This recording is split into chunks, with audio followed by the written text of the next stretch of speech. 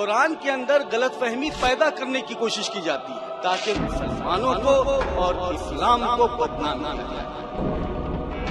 گیری ملر ایک عیسائی مشنری ہوا کرتا تھا، اس نے بھی اسی نیت سے قرآن کو پڑھا تاکہ اس میں سے غلطیاں نکالے، تاکہ ان غلطیوں کے ذریعے وہ مسلمانوں کو عیسائیت کی دعوت دے، لیکن قرآن پڑھنے کے بعد میں اسلام قبول کر لیتا ہے۔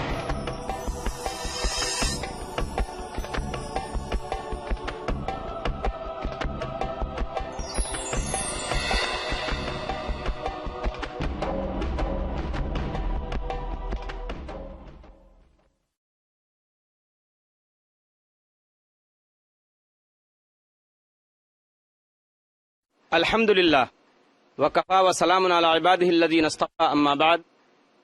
خواتین و حضرات، میں فیض الرحمن ندوی اسلامک ریسرچ فاؤنڈیشن کی جانب سے آنے والے تمام مہمانوں کا تہہ دل سے استقبال کرتا ہوں۔ السلام علیکم ورحمۃ اللہ وبرکاتہ۔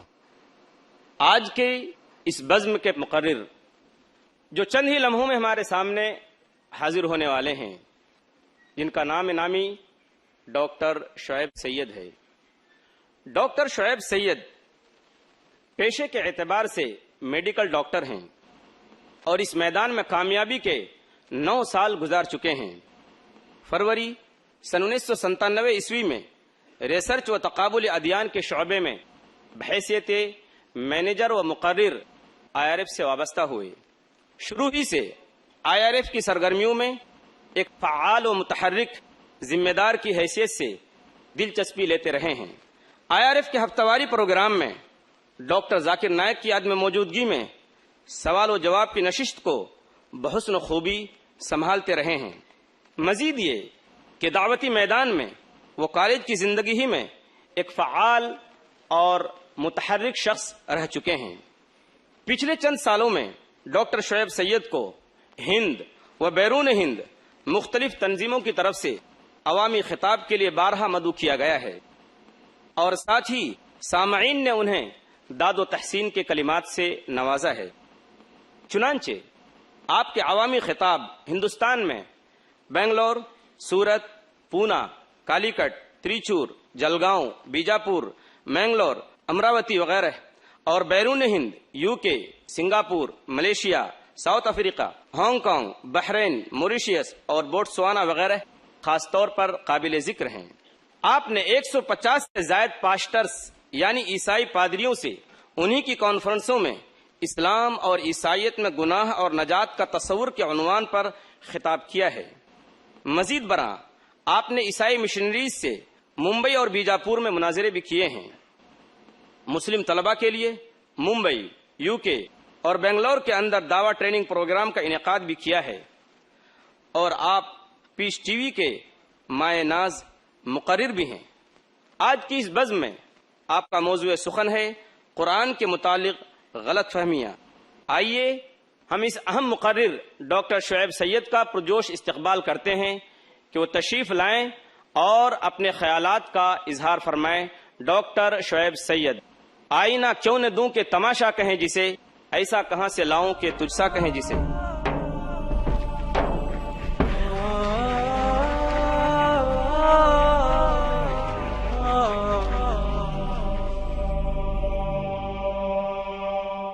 الحمد للہ رب العالمین والصلاة والسلام علی رسول اللہ وعلی آلہ وصحابہ اجمعین۔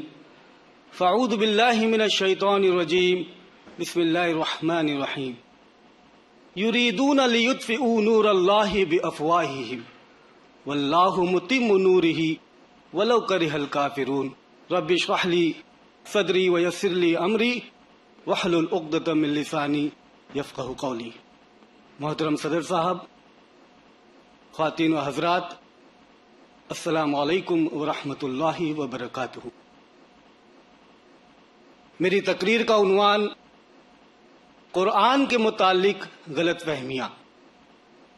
قرآن الحمدللہ یہ ساری انسانیت کے لیے کتاب ہدایت ہے، ساری انسانیت کے لیے رہنمائی ہے۔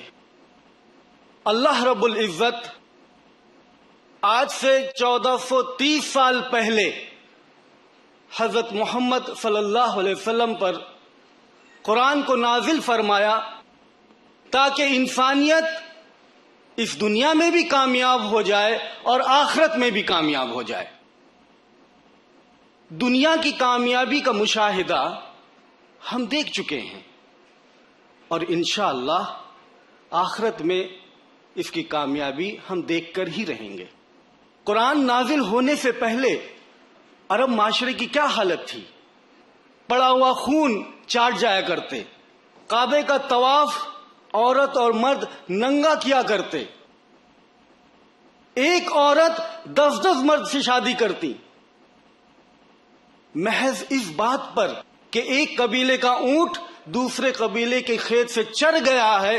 اس وجہ سے 40 سال تک لڑتے رہے اور اس لڑائی میں 70,000 لوگ مارے گئے. بے حیائی، بے شرمی، لوٹ مار، چوری چماری یہ عام بات تھی. لیکن قرآن نازل ہونے کے بعد کیا ہوا؟ ایسی بری حالت، ایسا برا معاشرہ کہ گبن ایک ہسٹورین مورخ اپنی کتاب history of rise and fall of Roman empire میں کہتا ہے، ہیومن بروٹ، انسانی جانور، آلموسٹ وداؤٹ سینس، تقریباً بلا شعور کے، بالکل شعور نہیں، poorly distinguished from the rest of the animal creation. مشکل سے ان کی تفریق ہو سکے دوسرے جانوروں کے بیچ. ہیومن بروٹ، انسانی جانور. لیکن قرآن نازل ہونے کے بعد یہ نہیں کہ 23 سال تک قرآن نازل ہونے کے بعد میں، بلکہ جوں ہی قرآن نازل ہوتا گیا الحمدللہ پورا سماج بدلتا چلا گیا. وہ معاشرہ جہاں پر لوٹ مار رہی وہ بدل کر کے ایک زمانہ قرآن کے نازل ہونے کے بعد ایسا آیا کہ صنعاء سے ایک عورت سونا اچھالتے ہوئے مکہ پہنچتی ہے اور اسے کوئی ٹوکنے والا نہیں. اسی معاشرے میں عمر رضی اللہ تعالیٰ عنہ خود اپنے تعلق سے کہتے ہیں کہ اے عمر، تو کیا تھا اسلام لانے سے پہلے؟ چند ٹکڑوں کے اوپر اونٹ چرایا کرتا. لیکن تاریخ شاہد ہے کہ عمر رضی اللہ تعالیٰ عنہ جیسا ان کے بعد میں کوئی سیاست داں نہیں گزرا. عمر رضی اللہ تعالیٰ عنہ کے تعلق سے یہی کہا جاتا ہے کہ اتنے پرہیزگاری اور تقوی کی چوٹی پر تھے کہ شیطان جب ان کا سامنا پڑتا تو اپنا راستہ بدل لیا کرتا. حضرت عثمان رضی اللہ تعالیٰ عنہ کے تعلق سے ہے کہ جہاں پہلے بے شرمی اور بے حیائی تھی، فرشتے ان سے حیا کرتے تھے. پورا کا پورا معاشرہ بدل گیا. اسی لیے ایچ جی ویلز اپنی کتاب outline of the world history میں کہتا ہے کہ Arabia suddenly change became into a garden of fine men, کہ عرب معاشرہ بہت ہی کم وقت میں انسانی دنیا کا بہترین معاشرہ بن گیا. یہ تھی حالت عربوں کی قرآن کے نازل ہونے سے پہلے، اور قرآن کے نازل ہونے کے بعد پورا کا پورا معاشرہ الحمدللہ تبدیل ہو گیا. یقیناً اس کا فائدہ، اس کے کامیابی ہم اس دنیا میں مشاہدہ کر چکے ہیں اور آخرت میں یقیناً ضرور ہم مشاہدہ کریں گے اور دیکھ ہی لیں گے. لیکن اس کے باوجود تعجب کی بات ہے، افسوس کی بات ہے کہ قرآن کے متعلق غلط فہمیاں آج موجود ہیں. آخر ان غلط فہمیوں کی وجوہات کیا ہیں؟ کیوں یہ غلط فہمیاں موجود ہیں قرآن کے تعلق سے؟ ایک تو یہ وجہ ہو سکتی ہے کہ انسان بشر ہونے کی حیثیت سے، اس کی کم علمی کی وجہ سے، کم فہمی کی وجہ سے قرآن جب پڑھتا ہے تو پڑھتے پڑھتے کوئی اشکال، کوئی غلط فہمی پیدا ہو سکتی ہے. لیکن قرآن کے ایک اصول کو اپناتے ہوئے اگر وہ اس غلط فہمی کو دور کرنا چاہے تو بآسانی دور ہو سکتی ہے. اور وہ اصول یہ ہے، سورۃ الانبیاء 21 نمبر کی سورت اور 7 نمبر کی آیت، اور سورۃ النحل 16 نمبر کی سورت اور 43 نمبر کی آیت، جس میں اللہ رب العزت فرماتا ہے فَاسْأَلُوا أَهْلَ الذِّكْرِ إِن كُنتُمْ لَا تَعْلَمُونَ. ان لوگوں سے پوچھو جو باخبر ہیں اگر تمہیں بات پتہ نہیں ہے، جو اگر تم کو علم نہیں ہے تو ان کو پوچھو جو باخبر ہیں. اگر اس اصول کو اپناتے ہوئے ایک مسلمان ان سے پوچھتا ہے جس کے پاس میں علم ہے تو الحمدللہ اس کی غلط فہمی دور ہو جاتی ہے. لیکن بہت دفعہ تو ایسا ہوتا ہے کہ قرآن کے اندر غلط فہمی پیدا کرنے کی کوشش کی جاتی ہے، جان بوجھ کر کے قرآن کے اندر غلط فہمی اور غلطیاں نکالنے کی کوشش کی جاتی ہے. اس وجہ سے تاکہ مسلمانوں کو اور اسلام کو بدنام کیا جائے، چاہے وہ سیٹلائٹ میڈیا کے ذریعے ہو، چاہے وہ ریڈیو براڈ کاسٹنگ اسٹیشن کے ذریعے ہو، چاہے وہ پرنٹ میڈیا ہو، چاہے وہ اسلام مخالف کتابیں ہی کیوں نہ ہو۔ ان کا مقصد یہ ہوتا ہے کہ مسلمانوں کو اور اسلام کو بدنام کیا جائے۔ بعض دفعہ تو ایسا بھی ہوتا ہے کہ ایک شخص قرآن اس مقصد سے پڑھتا ہے کہ اس کے اندر سے غلطیاں نکالے، اور غلطیاں نکال کر کے وہ عیسائیت کی طرف مسلمانوں کو تبلیغ کرے، بلائے۔ اور اسی وجہ سے گیری ملر ایک عیسائی مشنری ہوا کرتا تھا، اس نے بھی اسی نیت سے قرآن کو پڑھا تاکہ اس میں سے غلطیاں نکالے، تاکہ ان غلطیوں کے ذریعے وہ مسلمانوں کو عیسائیت کی دعوت دے، لیکن قرآن پڑھنے کے بعد میں اسلام قبول کر لیتا ہے۔ تو ایک عام فضا بن گئی، ایک عام غلط فہمی پھیلنا شروع ہو گئی کہ یہ کیسی کتاب ہے، یہ کیسا اسلام ہے کہ یہ تعلیم دے کہ دہشت گردی کرے اور لوگوں کو ہلاک کرے۔ اور اس غلط فہمی کی وجہ سے لوگ قرآن کو پڑھنا شروع کیے، اور امریکہ میں سارے بک سٹال سے قرآن بک گئے، ختم ہو گئے۔ اور جب انہوں نے قرآن پڑھنا شروع کیا تو 9-10 مہینے میں 34,000 امریکی اور 22,000 انگریز اسلام قبول کر لیتے ہیں، الحمدللہ۔ آئیے آج ہم قرآن کے متعلق جو غلط فہمیاں ہیں ان کو زیر بحث لائیں اور انشاءاللہ اس کو بخوبی دور کریں۔ سب سے پہلی غلط فہمی جو زیر بحث میں لانا چاہتا ہوں وہ یہ ہے، جو عام ہے، اکثر غیر مسلم اور کم مسلم حضرات میں یہ غلط فہمی موجود ہے کہ قرآن مخصوص لوگوں کے لیے ہے، سب کے لیے نہیں ہے۔ قرآن جو ہے مخصوص لوگوں کے لیے ہے، سب کے لیے نہیں ہے۔ حالانکہ میں کہتا ہوں کہ اگر ایک شخص کے پاس میں ایک خط پہنچتا ہے، وہ خط کو پڑھتا ہے، خط میں اس کا نام نہیں لکھا ہوا ہے کہ کس کو بھیجا گیا ہے، نہ اسی کا نام لکھا ہوا ہے کہ کس نے بھیجا ہے، لیکن مضمون پڑھتے ہی اس کے سمجھ میں آ جاتا ہے کہ یہ خط تو میرا ہی ہے۔ مضمون کو پڑھتے ہی اس کے بعد سمجھ میں آ جاتی ہے کہ یہ خط میرا ہی ہے۔ اسی طریقے سے میں کہتا ہوں کہ قرآن کو تھوڑی دیر ہی پڑھ لے، تھوڑی دیر پڑھنے پر ہی یہ بات سمجھ میں آ جائے گی کہ یہ قرآن اسی کے لیے ہے۔ کوئی بھی پڑھے اس کے بعد یہ سمجھ میں آنا ہی ہے کہ یہ قرآن میرے ہی لیے ہے۔ قرآن کے اندر یا ایھا الناس، یا ایھا الانسان، الناس اور انسان تقریباً بلکہ 300 زائد مرتبہ وارد ہوئے ہیں۔ مثلا سورہ بقرہ سورہ نمبر 2 آیت نمبر 21 میں اللہ رب العزت فرماتا ہے، یا ایھا الناس اعبدوا ربکم الذی خلقکم والذین من قبلکم، اے انسانوں، اے دنیا کے لوگوں، یا ایھا الناس، عبادت اس کی کرو جس نے تم کو پیدا کیا اور تم سے پہلے والے لوگوں کو پیدا کیا تاکہ تمہارا بچاؤ ہو سکے، تاکہ تم بچ جاؤ۔ یا ایھا الناس، اے انسانوں، ساری انسانیت سے خطاب ہو رہا ہے، ساری مانوتا سے خطاب ہو رہا ہے، سارے لوگوں سے خطاب ہو رہا ہے، یہ نہیں کہ مخصوص لوگوں سے بات ہو رہی ہے۔